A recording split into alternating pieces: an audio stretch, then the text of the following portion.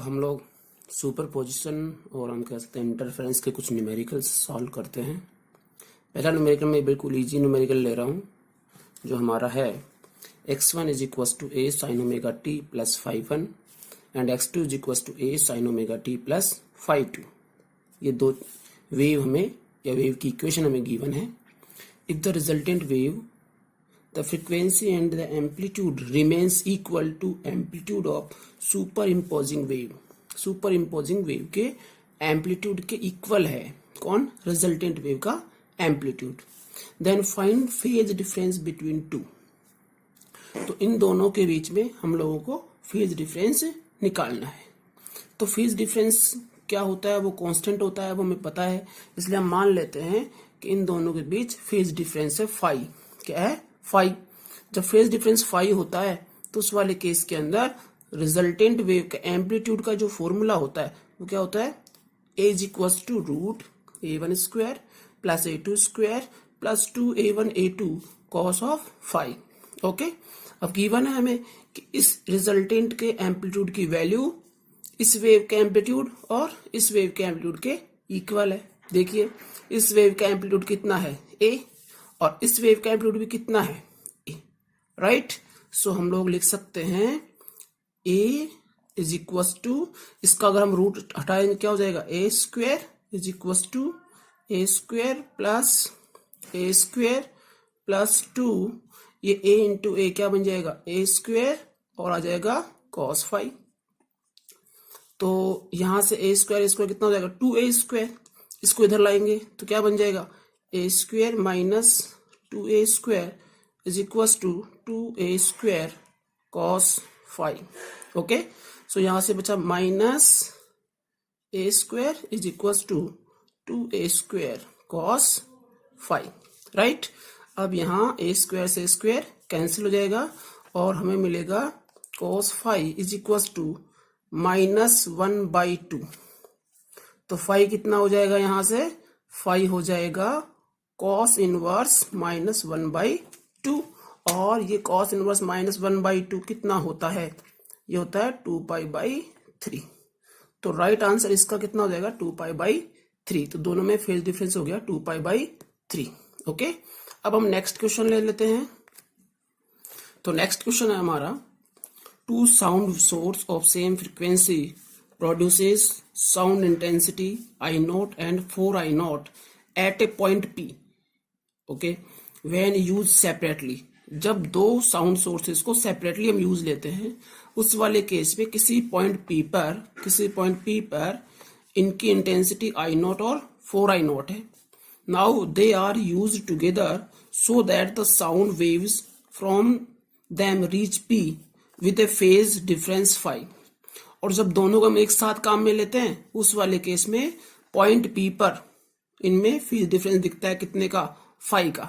तो हमसे पूछा है find resultant intensity at P।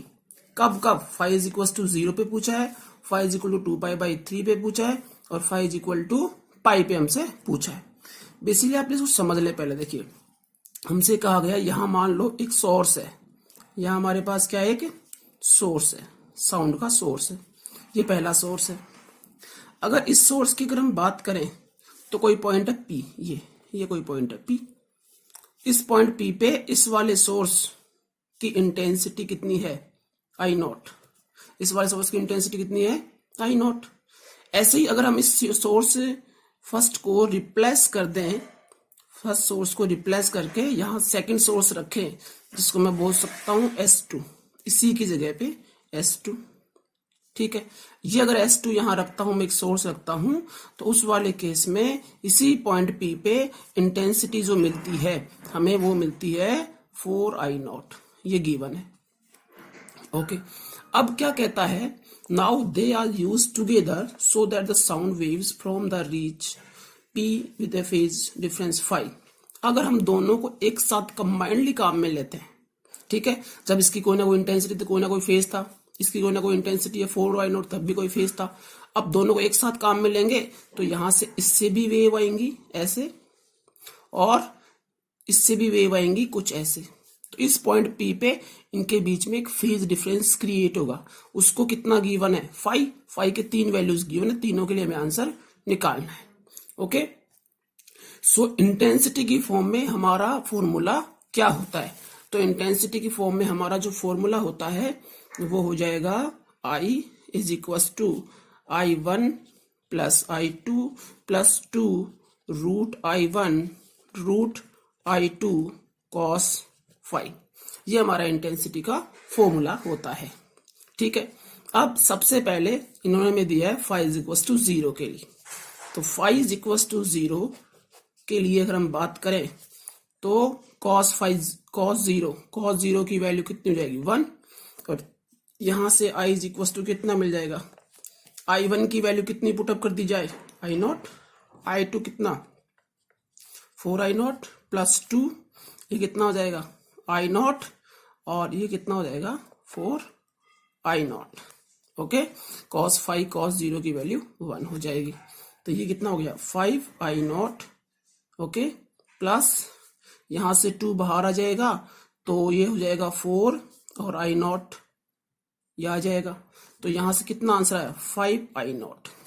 ये हमारा P बिंदु पे या P पॉइंट के ऊपर रिजल्टेंट इंटेंसिटी हो गई। जब हम दोनों को क्या करेंगे? एक साथ सुनेंगे, उस वाले केस में उसकी इंटेंसिटी आएगी 5I0। किसने फेज के लिए? 0 फेज के लिए। ऐसे ही हम सेकंड वाला सॉल्व कर सकते हैं।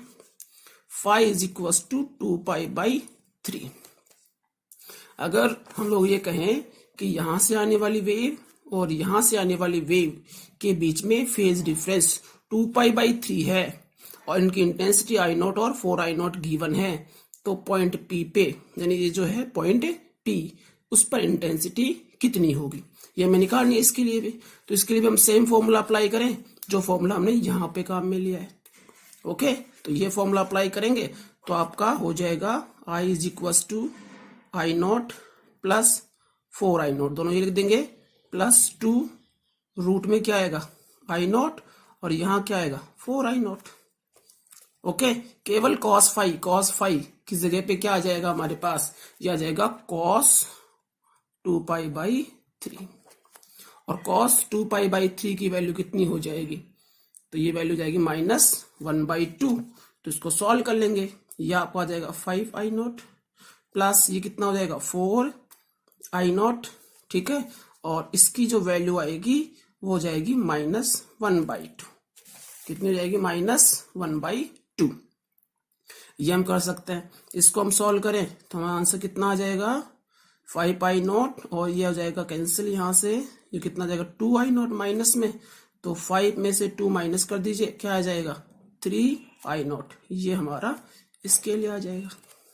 सेकंड वाले का आंसर 3I0 हमें मिल जाएगा। तो 2 हो गए। तीसरे की अगर हम बात करें तो थर्ड देखिए कैसे आएगा। थर्ड भी इजी है। यहाँ केवल phi की वैल्यू कितनी पुटअप करनी है? पाई।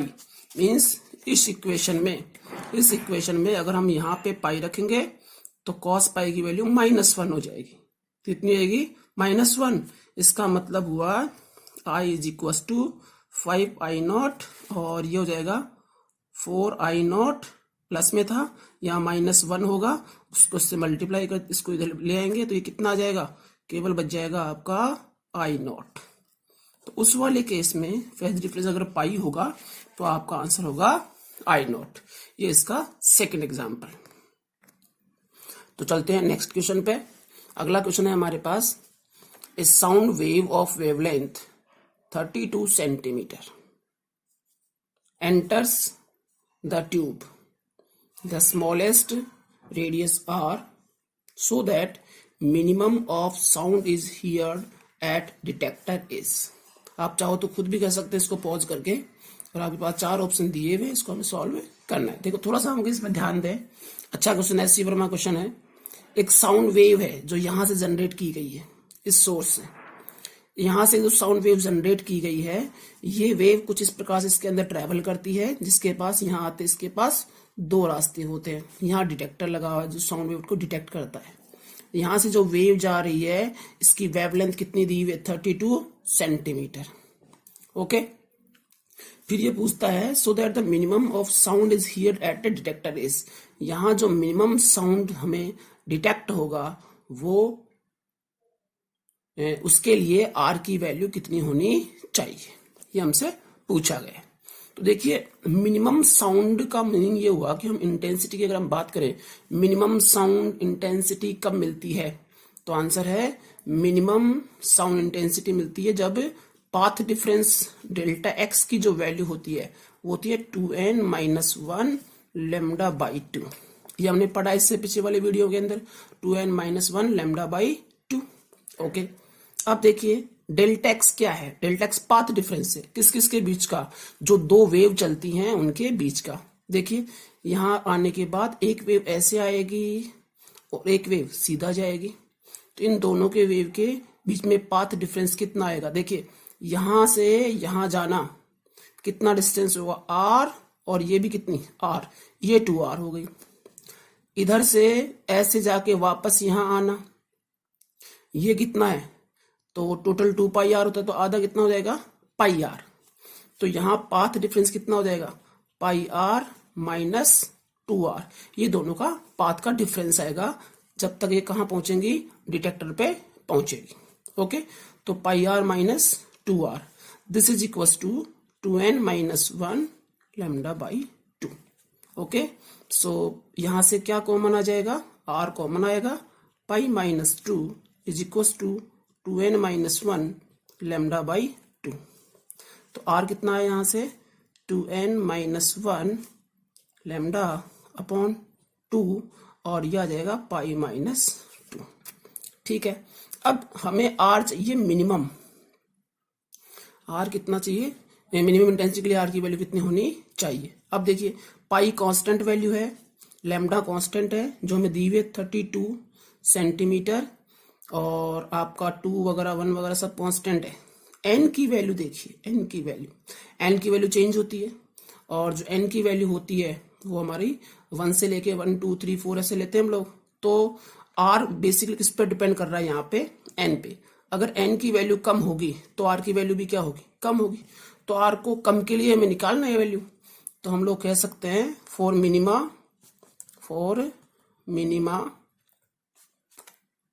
r, इसके लिए n की वैल्यू कितनी होनी चाहिए, 1 होनी चाहिए। अगर 1 होनी चाहिए तो ये वैल्यू पुटअप करके देख लेते हैं हम लोग। ओके, सो देखिए यहां से r इज इक्वल टू, यहाँ 1 पुटअप करेंगे, 2-1 कितना बचा 1 मीन्स लेमडा अपॉन ये कितना आ जाएगा पाई माइनस 2, ये तो वैसे वैसे रहेगा 2 पाई माइनस 2। ठीक है, वैल्यूज पुटअप कर देते हैं, लेमडा की वैल्यू कितनी 32, ये 2, ये कितना आएगा 22/7 माइनस 2। ठीक है, इसको हम सॉल्व कर लेते हैं, तो ये आ जाएगा 16, ऊपर ये 16 आ जाएगा, और नीचे आ जाएगा आपका 22 माइनस ये हो जाएगा 14, 7 चला जाएगा ऊपर। ठीक है, इसको हम सॉल्व कर लेते हैं, तो ये आपका हो जाएगा, सॉल्व करने पे इसको हम माइनस करेंगे तो नीचे आ जाएगा 8 को इससे काट देंगे तो ये आ जाएगा 16 × 7/8, इसको 2 से कैंसिल कर देंगे, तो हमारा जो आंसर हो जाएगा 14 सेंटीमीटर। कितना हो जाएगा 14 सेंटीमीटर, यानी r की वैल्यू मिनिमम कितनी होनी चाहिए, 14 सेंटीमीटर होनी चाहिए। ये इसका आंसर 14 सेंटीमीटर। कौन सा आंसर गिवन है, तो आंसर है B, this is right answer. ठीक है, तो नेक्स्ट क्वेश्चन है हमारा, देखिए वेरी इंपॉर्टेंट क्वेश्चन है, बहुत अच्छा क्वेश्चन है। देखिए ये एक डायग्राम दिया हुआ है जिसके अंदर एक सोर्स है S1, साउंड सोर्स, स्पीकर है, एक स्पीकर है S2। ओके, इन दोनों स्पीकर के बीच की जो डिस्टेंस है वह 2.40 मीटर, राइट। यहाँ पर एक लिसनर है पॉइंट P पर, और लिसनर और स्पीकर 1 के बीच की डिस्टेंस है 3.20 मीटर, राइट। ये डिस्टेंस हमें गिवन नहीं है। हमसे पूछता है find the frequencies in the audible range for which the listener will hear a minimum sound intensity, और साउंड की स्पीड गिवन है 320 मीटर पर सेकेंड, राइट। तो यहाँ एक अगर आप ध्यान दें तो फ्रीक्वेंसीज पूछी हैं, एक रेंज पूछी है, वो भी किस किस में, केवल ऑडियोबल रेंज के अंदर हमें इसमें पूछी गई। यहाँ लिसनर जो है जो भी साउंड सुनेगा उसकी फ्रीक्वेंसीज की एक रेंज हमसे पूरी पूछी गई है, और वो भी किसके लिए पूछी गई है, मिनिमम साउंड इंटेंसिटी। इससे पहले वाले न्यूमेरिकल में भी हमने मिनिमम साउंड इंटेंसिटी का पढ़ा था। तो मिनिमम साउंड इंटेंसिटी जो है उसके लिए हम लोग लिख सकते हैं minimum sound intensity. Minimum sound intensity के लिए जो पाथ डिफरेंस होता है डेल्टा एक्स, वो कितना होता है 2n - 1 लैम्डा बाई 2, और यहाँ n की वैल्यू कितनी होती है 1 2 3 4 और ऐसे चलती रहेगी। ओके, अब सबसे बड़ी बात यह है कि हमें पाथ डिफरेंस पता होना चाहिए, यहां से चलने वाली वेव का और यहां से चलने वाली वेव का के बीच में पाथ डिफरेंस कितना है। तो पाथ डिफरेंस निकालने के लिए क्या करेंगे, ये लाइन आप कैसे जा रही है, ये ऐसे जा रही है, यहां से एक परपेंडिकुलर ड्रॉ कर देंगे इस पे ये। तो पाथ डिफरेंस इन दोनों, देखिए ये डिस्टेंस और ये डिस्टेंस दोनों क्या रहेंगे इक्वल, और ये हो जाएगा पाथ डिफरेंस दोनों के बीच का। ये जो पाथ डिफरेंस है ये कितना है, ये जो पाथ डिफरेंस है वो कितना है, तो आंसर है ये पाथ डिफरेंस है S2P, ये वाला जो पॉइंट है इस पॉइंट P, S2P माइनस यहां से इसमें से ये माइनस कर दो, और ये किसके इक्वल है S1P के इक्वल। तो हम लिख सकते हैं पाथ डिफरेंस निकालने के देख सकते हैं हम लोग, देखो पाथ डिफरेंस हो जाएगा S2P माइनस S1P। फिर से देख लीजिए, ये इतना सा पाथ डिफरेंस है, ये हमें निकालना है। तो हमने क्या किया, इस पूरे में से S2P में से S1P माइनस कर दिया, क्योंकि ये वाली डिस्टेंस और ये वाली डिस्टेंस आपस में कैसी है इक्वल। तो हमें मिला S2P माइनस S1P। इसको हम सॉल्व करते हैं। S2P कितना है, ये यहां से लेके यहां तक, तो S2P तो गिवन नहीं है, S2P गिवन नहीं है तो हम पहले S2P निकालें। देखिए यहां से आप पाइथागोरस लगा सकते हैं, इस वाले ट्राइंगल में आप पाइथागोरस लगा सकते हो और ये S2P निकाल सकते हो।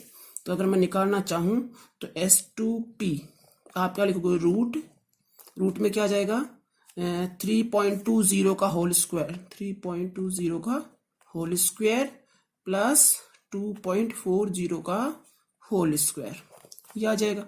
इसको सॉल्व करने पे कितना आ जाएगा 4 मीटर, ये S2P हो गया, 4 मीटर आ गया। तो डेल्टा एक्स हमारे पास जो है वो कितना आ जाएगा, देखो 4 मीटर माइनस S1P, S1P कितना है, S1P आपका है 3.20 मीटर, राइट। इसको सॉल्व करने पे आंसर आया 0.80। दिस इज डेल्टा एक्स, ठीक है। अब डेल्टा एक्स आ गया तो हम वो इस वाले फॉर्मूले में इसको अप्लाई कर सकते हैं, सबकी वैल्यू पुटअप कर लेते हैं। तो देखते हैं, सॉल्व करते हैं इसको आगे। ये वैल्यू पुटअप कर दीजिए आप डेल्टा एक्स की यहाँ, तो ये आएगा 0.80 is equal to 2n minus 1 और लैम्डा गिवन नहीं है, लेकिन हमें निकालना क्या है फ्रीक्वेंसी, और हमें क्या गिवन है स्पीड। तो लैम्डा को क्या कर ले, फिर हम लोग चेंज कर ले। लैम्डा को क्या लिखा जा सकता है, speed upon frequency, speed upon frequency, और साथ में क्या था नीचे 2, ये 2 रह जाएगा, ये हमने रख दिया। ओके, तो हमने लिखा 0.80 is equal to 2n minus 1, और ये है स्पीड, तो स्पीड को कितना लिखोगे 320 अपॉन नीचे में क्या आएगा 2 इंटू फ्रीक्वेंसी हमें निकालनी है, फ्रीक्वेंसी हमें निकालनी है। तो ये आपका इक्वेशन बन गई। इस इक्वेशन से हम लोग किसकी वैल्यू निकाल लेंगे, न्यू की, किसकी निकाल लेंगे न्यू की। तो यहां से न्यू जो आएगा वो आ जाएगा आपका by solving this 2n minus 1 320 upon 1.60 या 16.0 हो जाएगा, ठीक है। इसको हम सॉल्व कर लेंगे। इसको जब हम सॉल्व करेंगे तो हमारा आंसर हो जाएगा 2n माइनस 1 और ये आ जाएगा 200, ठीक है। ये किसकी वैल्यू आई, न्यू की वैल्यू आ गई, फ्रीक्वेंसीज की वैल्यू आई। अब फ्रीक्वेंसी अकेली फ्रीक्वेंसी तो है नहीं, एन की वैल्यू पुटअप करते जाएंगे और हमें नंबर ऑफ फ्रीक्वेंसीज मिल जाएंगी। बट हमें कौन सी फ्रीक्वेंसी चाहिए, आंसर है ऑडियोबल रेंज की। और ऑडियोबल रेंज के लिए फ्रीक्वेंसी जो है हमारे पास वो कौन सी है, 20 to 20 किलो हर्ट्ज। ठीक है, तो हम क्या करें, एन की वैल्यू जो है वो पुटअप करते जाएं, 1 2 3 4 5 ऐसे। ठीक है, और हम लोग किसकी वैल्यू निकालते रहेंगे, न्यू की वैल्यू निकाल देंगे। 1 पुटअप करेंगे तो हमारा 2 इंटू 1 1 माइनस 1, तो आपका कितना आ गया 200 हर्ट्ज। 2 पुटअप करेंगे तो 4 माइनस 1 तो 3, 3 इंटू 2 कितना हुआ 6 है। तो इस प्रकार से हम लोग इसको सॉल्व करते रहेंगे और फिर आएगा ये और फिर आएगा आपका ये, और चलता चलता हमारे पास आंसर आएगा इसका 919800। ठीक है, और इसके आगे अगर हम चलेंगे तो वो फिर 20 किलो हर्ट्ज से आगे चला जाएगा। तो रेंज के लिए हम लोग केवल यहां से लेके यहां तक ये पूरी रेंज आपकी फ्रीक्वेंसी की होगी। ठीक है, ये आपके इसके न्यूमेरिकल प्रॉब्लम्स, आप अपनी जो भी बुक्स है आपके पास उससे जो है आप इसकी प्रैक्टिस कर सकते हो। Thank you.